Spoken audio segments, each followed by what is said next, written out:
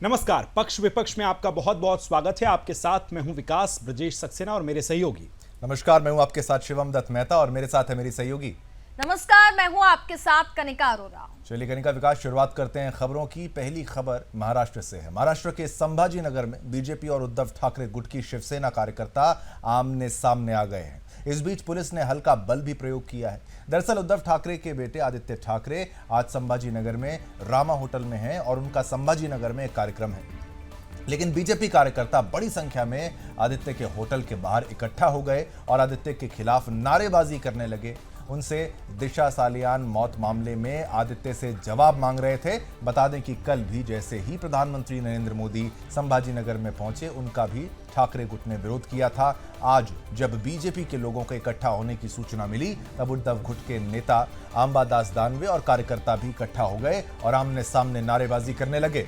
इसके बाद पुलिस से भी झड़प हुई है और उसके बाद पुलिस ने लोगों को हटाने के लिए हल्का बल का प्रयोग किया है, जिसके बाद दोनों पार्टियों के कार्यकर्ताओं को हिरासत में ले लिया गया है।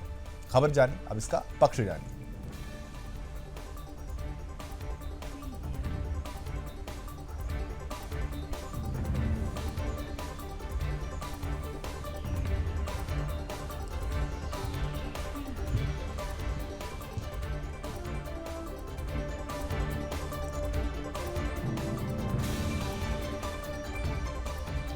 तो आइए इस खबर का अब आपको पक्ष भी बताते हैं। बीजेपी कार्यकर्ता दरअसल दिशा सालियान मौत के मामले में जवाब मांग रहे हैं। दिशा सालियान दिवंगत बॉलीवुड अभिनेता सुशांत सिंह राजपूत की पूर्व मैनेजर थी। सालियान की 8 जून 2020 को मुंबई की एक ऊंची इमारत से गिरने से मौत हो गई थी। कुछ दिनों के बाद यानी 14 जून को सुशांत सिंह राजपूत मुंबई में अपने आवास पर मृत पाए गए थे। 2021 में पुलिस ने दिशा सालियान की मौत की जांच बंद कर दी थी, क्योंकि उन्हें कोई साजिश का सबूत नहीं मिला था। हालांकि आरोपों के बीच महाराष्ट्र सरकार ने दिसंबर 2023 में सालियान की मौत की जांच के लिए 3 सदस्यीय विशेष जांच दल का गठन किया था। इसी बात को लेकर आदित्य ठाकरे का विरोध भी हो रहा है। आज से कुछ दिन पहले बीजेपी विधायक नीतेश राणे ने दिशा सालियान की मौत को लेकर शिवसेना और यूटी नेता आदित्य ठाकरे पर निशाना भी साधा था और दावा यह भी है कि मामले में नेता की संलिप्तता के खिलाफ पुलिस को सबूत भी सौंपेंगे। अब पक्ष आपने जाना, अब विपक्ष आपको बताते हैं इस खबर का।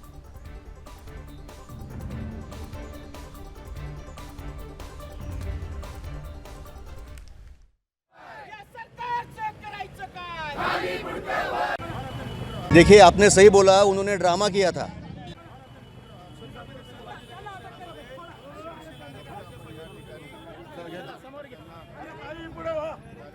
देखिए, आपने सही बोला, उन्होंने ड्रामा किया था। उनके पास कोई विषय नहीं था, उन्होंने ड्रामा किया था। पंतप्रधान नरेंद्र जी मोदी फ्लाइट से आए, फ्लाइट से निकल गए, वो लोग बाहर के बाहर रह गए। उनका कोई विरोध वगैरह नहीं था। 5-6 लोग आके जो है गाड़ी में बैठ के निकल गए। आपने देखा कुछ साल पहले जो है जनाब आदित्य जी ठाकरे और जनाब उद्धव जी ठाकरे, उन्होंने दिशा सालियान प्रकरण में जिस तरीके से पूरी कार्रवाई दबाई थी, उस कार्रवाई के खिलाफ और उन दोनों के खिलाफ हम यहाँ पे निषेध आंदोलन करने वाले हैं और हम पूरी तैयारी से आए हैं। तो चलिए अब खबर का विपक्ष आपको बता देते हैं। बदलापुर की घटना के खिलाफ एमवीए के नेताओं ने भी प्रदर्शन किया था। बता दें कि कल प्रधानमंत्री नरेंद्र मोदी के दौरे के दौरान उद्धव ठाकरे की शिवसेना और आईएनडीआईए गठबंधन के कार्यकर्ताओं ने काले कपड़े पहनकर एयरपोर्ट के सामने विरोध प्रदर्शन किया था। महाराष्ट्र विधान परिषद में विपक्ष के नेता अंबादास दानवे ने छत्रपति संभाजी नगर में हवाई अड्डे के बाहर विरोध प्रदर्शन किया था, जिसके बाद उन्हें हिरासत में ले लिया गया। दानवे ने कहा था कि पुलिस यहां बल प्रयोग कर रही है। पुलिस ने बदलापुर की घटना के मामले में अपने अधिकार का इस्तेमाल क्यों नहीं किया और त्वरित कार्रवाई क्यों नहीं की थी।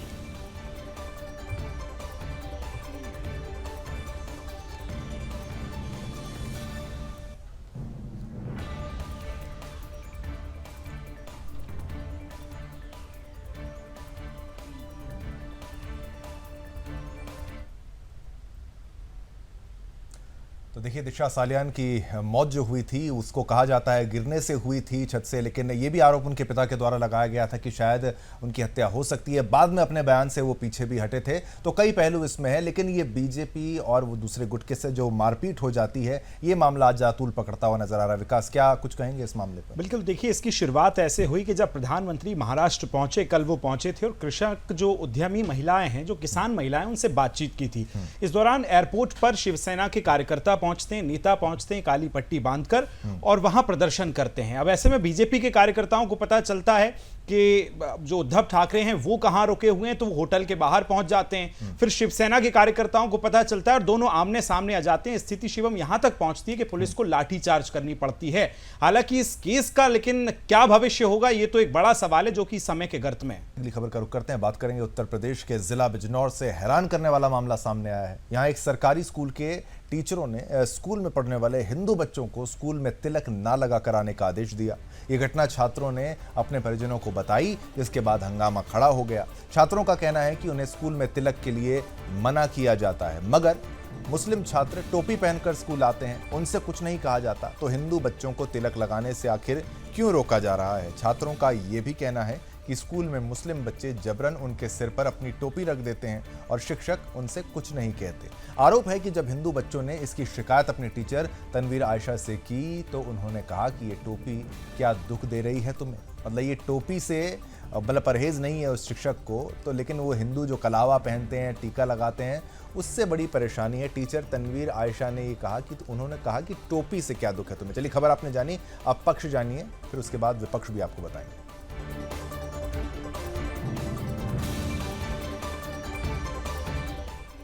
तो आइए इस खबर का पक्ष आपको बताते हैं। दरअसल ये खबर तब उठी जब एक पक्षीय कार्रवाई स्कूल प्रशासन की तरफ से की गई है और जो खास एक शिक्षक टीचर का नाम आ रहा है वो कैसे हुई है वो भी आपको बताते हैं कि बिजनौर जिले के भनेड़ा गांव के उच्च माध्यमिक स्कूल में मुस्लिम महिला अध्यापक तनवीर आयशा ने यहां एक आदेश जारी किया।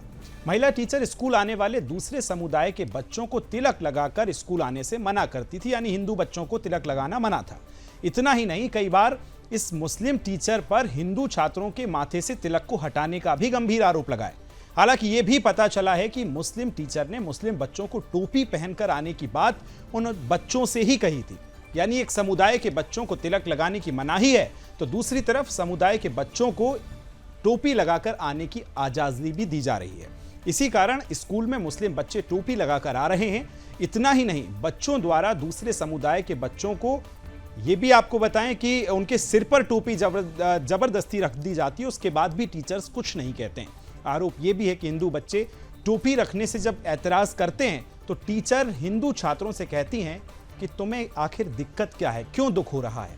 आइए इसका विपक्ष भी आपको बताते हैं।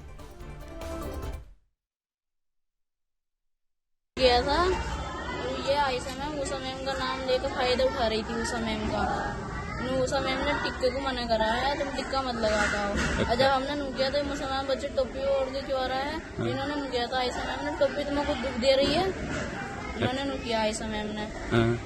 ऐसे मुसलमान बच्चे हमारे सिर पर टोपी रख रहा था, हमने दोबारा किया तो टोपी को दुख दे रही, रख लो सिर पे, ऐसे कह रही थी। अच्छा, मुसलमान बच्चे भी टोपी रखते थे तुम्हारे सिर पर? हाँ, जैसे रख रहे थे जानबूझ के।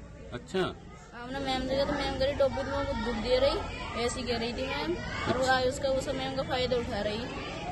अच्छा, आपके प्रिंसिपल साहब ने कहा शिकायत करी थी इस बात की? मैंने सर करी नहीं थी, लेकिन मैंने घर वालों से, घर वालों ने कहा ठीक है। घर वालों ने फिर फोन करा था उन्हें अधिकारियों को दूसरे, फिर वे आए थे, उन्होंने मेरी वीडियो बनाई थी।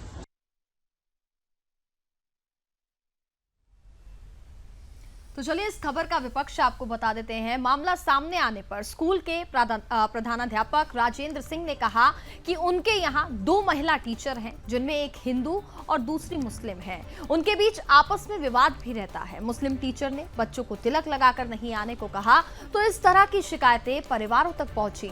इसकी जानकारी मिलने पर उन्होंने टीचर को डांटा भी था। उन्होंने कहा कि बच्चों से धार्मिक आधार पर भेदभाव नहीं किया जा सकता। बिजनौर के जिला बेसिक शिक्षा अधिकारी योगेंद्र कुमार ने मीडिया को जानकारी दी है कि मामला संज्ञान में आते ही खंड शिक्षा अधिकारी को प्रकरण की जांच सौंप दी है। आरोपी टीचर तनवीर आयशा को तत्काल प्रभाव से सस्पेंड कर दिया गया है। इसके अलावा टीचर मुख्तियार अहमद और साथी उषा की वेतन वृद्धि रोक दी गई है। आपको बता दें कि इसी स्कूल में टीचर मुख्तियार अहमद पर भी आरोप लगा है कि वे बच्चों को स्कूल टाइम में नमाज पढ़वाने पास ही के मस्जिद में ले जाते हैं। मुख्तियार खुद भी स्कूल में टोपी कुर्ता पजामा पहन करके आते हैं।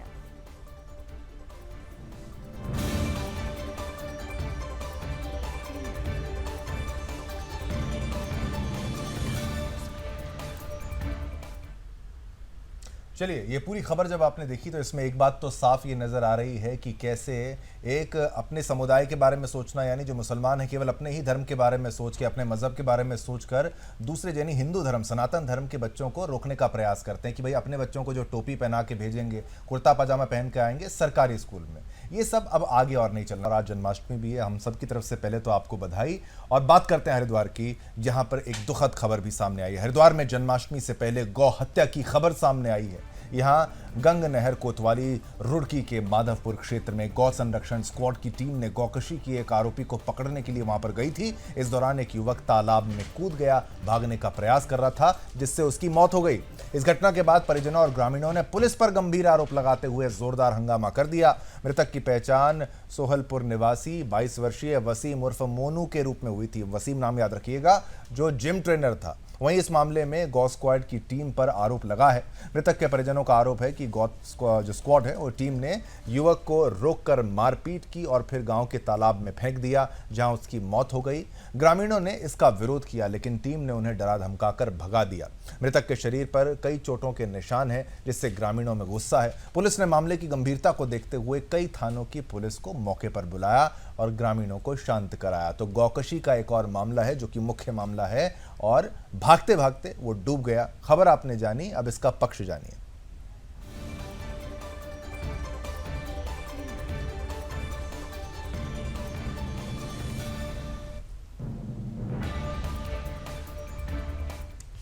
तो चलिए पक्ष आपको बताते हैं। दरअसल इस मामले में एसएसपी हरिद्वार परमेंद्र डोभाल ने बताया था कि हमारी गो स्क्वाड की जो टीम है उसे सूचना मिली थी कि कोई गौ मांस की तस्करी हो रही है, गौ मांस लेके जा रहा है। इस सूचना के बाद उस गांव में जब पुलिस की टीम पहुंची तो पुलिस को आता देख वहां का जो आरोपी था, जो गौ तस्करी कर रहा था, वो लड़का तालाब में कूद जाता है, जिसे पकड़ने के प्रयास में वो डूब भी जाता है। उन्हें यह भी बताया गया कि इस घटना को देर रात हुई थी, इसलिए पता नहीं लग पाया। पुलिस ने काफी कोशिश भी की, सर्च ऑपरेशन भी चलाया।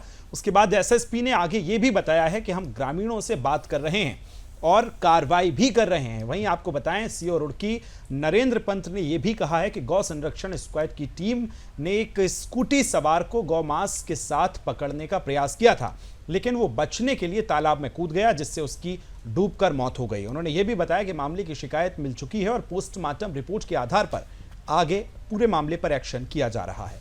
अब इस खबर का विपक्ष भी आपको बताते हैं।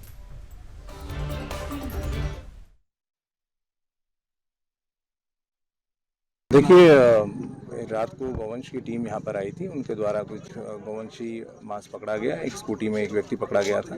तो जैसे ही उसने टीम को देखा वो यहाँ से भागने लगा और वो तालाब में गिरकर उसकी मृत्यु हो गई है। उसको भी निकाला गया है और इस मामले में तहरीर आई है, उसमें जांच की जा रही है। लोगों को गुस्सा है साहब इस बात को। देखिए, जो भी चीज़ें जांच के बाद जो भी तथ्य सामने आएंगे, अभी पोस्टमार्टम की कार्रवाई नहीं हुई है, बॉडी यहीं पर है। तो जैसे ही बॉडी यहाँ से निकलेगी तुरंत पोस्टमार्टम की कार्रवाई की जाएगी और उसके बाद ही सब कार्रवाई होगी। आरोप लगा रहे हैं मारपीट कर तालाब में। देखिए, जो भी चीज़ है वो पोस्टमार्टम के बाद ही आएगी और पोस्टमार्टम अभी फिलहाल नहीं हुआ है, बॉडी यहीं पर है। तो जैसे ही बॉडी यहाँ से निकलेगी तो उसके बाद पोस्टमार्टम कराया जाएगा। रुकनी चाहिए। मैं आपके सभी व्यूअर्स से कहता हूं, आप रुड़की माधवपुर गौकशी ये इंटरनेट पे गूगल पे केवल सर्च कर लीजिए, आपको पता चल जाएगा कि सैकड़ों खबरें आ जाएंगी। कितनी बार पुलिस पर हमला हुआ, कितनी बार लोकल पुलिस वहां पर जाने की हिम्मत नहीं दिखा पाती है, देहरादून से गौ स्क्वाड को आना पड़ता है। आप देखेंगे तो हजारों टन, मैं क्विंटल की बात नहीं कर रहा हूँ, हजारों टन गौ मांस पिछले 3 वर्ष में वहां से बरामद किया गया है और लगभग हर महीने की घटना है। और जिस महाराज जी, इनके पिताजी जो है, जो ये लड़का जो अभी जिहादी था, जिसके पास से गोमांस बरामद हुआ है, उनके ऊपर पहले भी गोकसी के मुकदमे हैं। देखिए सबसे पहले मीडिया ये नहीं दिखा रहा है कि वो कौन है। वो लड़का जो है कुरैशी है। कुरैशी जो होते हैं ये कसाई होते हैं, खानदानी कसाई। और इस लड़के के पिता के ऊपर गौकसी का मुकदमा है, इसके चचेरे भाइयों के ऊपर गौकसी का मुकदमा है।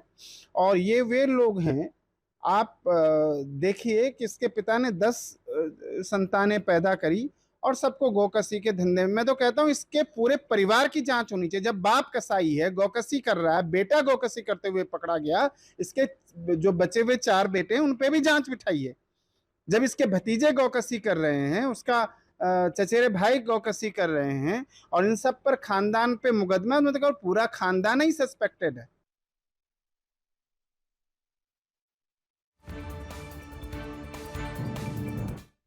तो चलिए अब खबर का विपक्ष आपको बता देते हैं। युवक के परिजन गोस्क्वाड के ऊपर आरोप लगा रहे हैं कि टीम के 5 सदस्यों ने देर रात युवक के साथ बर्बरता से मारपीट की और उसे तालाब में कुदा दिया और तालाब के चारों ओर डंडे लेकर के खड़े हो गए। गोस्क्वाड के लोगों ने उसे बाहर नहीं आने दिया, जिससे तालाब में डूबने से उसकी मौत हो गई। युवक को सुबह जब तालाब से बाहर निकाला गया तो उसके शरीर पर चोट के निशान भी थे। वहीं इस घटना के बाद स्थानीय लोगों में आक्रोश है। स्थानीय विधायक वीरेंद्र जाती ने बताया कि परिजनों का कहना है कि युवक के साथ मारपीट की गई, उसे तालाब में फेंका गया, उसे बाहर नहीं आने दिया गया। हम प्रशासन से मांग कर रहे हैं कि आरोपी पुलिसकर्मियों के खिलाफ मुकदमा दर्ज किया जाए, लड़के के मेडिकल रिपोर्ट के आधार पर आगे की कार्रवाई की जाए। परिजनों द्वारा सूचना दी गई है, एक निर्मम हत्या यहाँ हुई है और जितने भी हत्या के दोषी हैं उनके खिलाफ हम लोगों ने तहरीर दी है और मांग की है कि इसमें तुरंत मुकदमा पंजीकृत किया जाए और मुकदमा पंजीकृत करके इस परिवार के, इस बच्चे के साथ जो आज हमारे बीच नहीं है, जो बहुत दुखद ये घटनाक्रम हुआ है, इन सब के साथ न्याय हो। निश्चित रूप से ग्रामीणों द्वारा बताया गया है और हमारी मांग है कि उन सब के खिलाफ सख्त से सख्त कार्रवाई हो।